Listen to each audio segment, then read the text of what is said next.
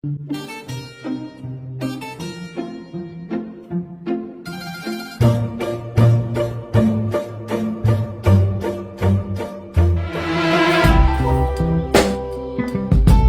yeah,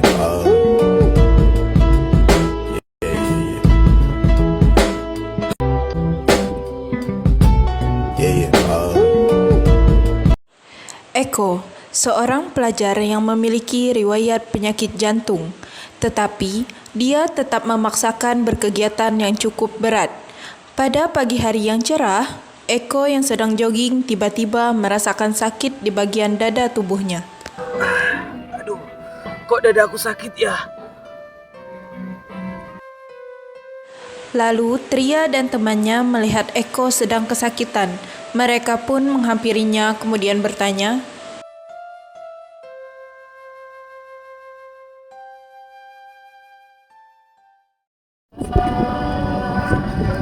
Eka, kamu kenapa? Gak tahu nih, sakit banget dadaku. Kita duduk dulu, itu ada kursi.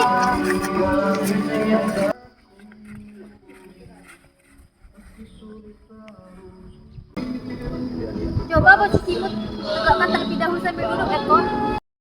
Eko pun menegakkan tubuhnya mengikuti saran Alia. Di dalam tubuhnya Eko, Kayaknya aku harus mencari petunjuknya deh. Aduh, kok aku belum menemukannya. Di mana ya? Nah, itu dia petunjuknya. sel darah merah pun membaca petunjuk tersebut.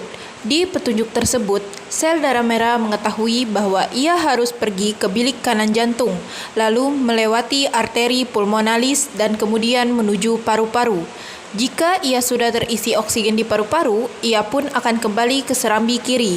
Setelah membacanya, sel darah merah pun berjalan mengikuti petunjuk tersebut.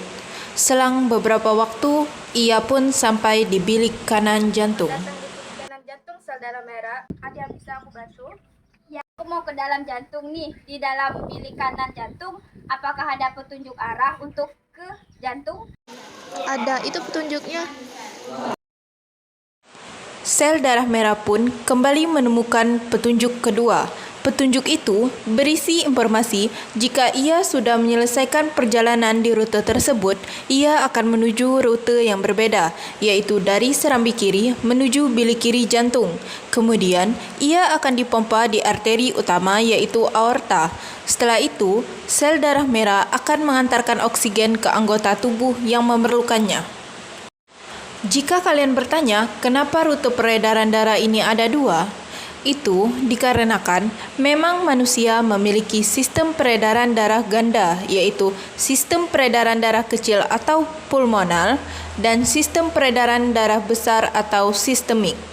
Selanjutnya, sel darah merah melanjutkan perjalanannya dan tidak sengaja berpapasan dengan sel darah lain yang tengah dalam antrian di arteri pulmonalis. Halo. Halo, kamu kan sel darah merah ya? Ya, benar. Tapi kalian siapa ya? Aku adalah sel darah putih. Aku bertugas untuk membasmi organisme patogen. Kamu mau menuju ke dalam paru-paru juga ya? Aku, temanku, dan keping darah ingin menuju paru-paru. Salam kenal ya sel darah merah. Aku adalah keping darah. Aku bertugas untuk menutup luka. Salam kenal juga. Wah, aku tidak menyangka kalau di dalam sel darah itu berbagai macam jenisnya. Benar sekali, ada banyak jenis sel darah, terutama kami. Sel darah putih terbagi menjadi 5, yaitu monosit, neutrofil, limfosit, eosinofil, dan basofil. Kalau kamu tergolong yang mana? Aku adalah monosit. Tugasku menelan sel darah merah yang telah rusak atau mati dan melawan infeksi dari luar. Kalau aku adalah neutrofil, tugas aku adalah menangkap patogen. Wah, keren sekali. Jadi berkat kalian, tubuh bisa menjadi tetap sehat. Sel darah merah juga keren kok. Kalian punya tugas yang sangat penting untuk membawa oksigen, karbon dioksida makanan, dan zat-zat lainnya yang dibutuhkan oleh tubuh. Kita semua keren karena kita memegang peranan penting untuk keberlangsungan hidup. Benar sekali keping darah. Oh ya, lebih baik kita bergegas ke arteri pulmonalis. Ya, ayo cepat teman-teman. Ayo.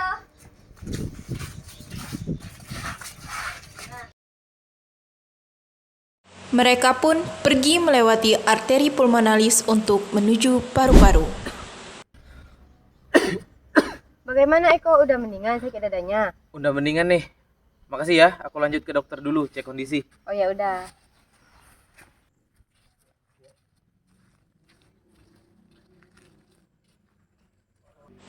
Setelah itu, Eko pun bergegas menuju ke rumah sakit terdekat. Ia ingin mengecek kondisi tubuhnya. Sesampainya di rumah sakit, Eko harus menunggu beberapa saat untuk bisa bertemu dengan dokter spesialis jantung.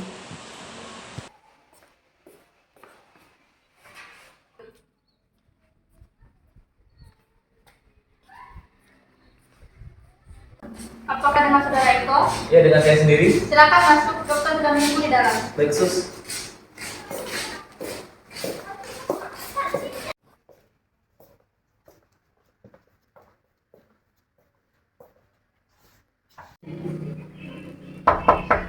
Permisi, boleh masuk dok? Iya, silakan masuk.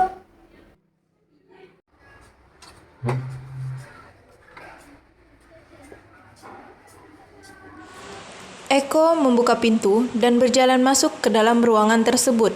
Ia melihat seorang dokter perempuan yang sedang duduk dengan tangannya yang sibuk dengan beberapa kertas. Permisi, Dok. Ya, apakah benar dengan saudara Eko? Ya, dengan saya sendiri, Dok. Baik, silakan duduk dulu ya. Makasih, Dok. Ia pun duduk di kursi yang telah disediakan. Dokter pun mulai bertanya mengenai keadaan Eko. Kira-kira ada gejala apa yang baru-baru ini kamu rasakan? Ini sih, Dok, pas tadi saya jogging, saya ngerasa tiba-tiba sakit dada gitu, Dok. Oke, sebelumnya apakah kamu punya riwayat penyakit jantung? Ada sih, Dok. Baik, kita lakukan pemeriksaan dulu ya. Baik, Dok. Mari.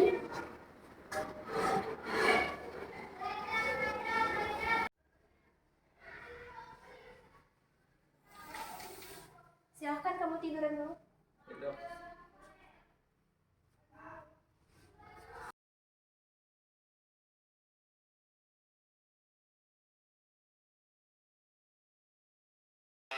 Dokter lalu melakukan pemeriksaan pengukuran kadar oksigen dengan sensor yang diletakkan di jari, pulsa oksimetri, elektrokardiografi, dan ronsen dada. Setelah pemeriksaan, ditemukan bahwa sakit yang Eko alami disebabkan oleh Oke, pemeriksaannya sudah selesai. Jadi, sakit dada yang tadi kamu rasakan itu karena penyakit jantung kamu. Kamu tadi bilang sakit dada kan? Ya nih, Dok, tadi pas saya jogging tiba-tiba dada saya sakit gitu, Dok. Nah, sakit dada yang tadi kamu alami itu karena peredaran darah kamu tidak lancar. Oh gitu ya, Dok. Jadi saya harus gimana, Dok? Baik, setelah ini kamu kurangi aktivitas yang berat ya dan silahkan istirahat yang cukup. Baik, Dok. Terima kasih. Sama-sama, nanti kalau ada apa-apa langsung cek ke sini lagi ya. Baik, Dok. Nanti saya akan konsultasi kalau tiba-tiba saya merasakan sakit dada lagi, Dok. Ya, Saya izin keluar ya, Dok. hati-hati ya. Ya, Dok. Makasih, Dok. Ya.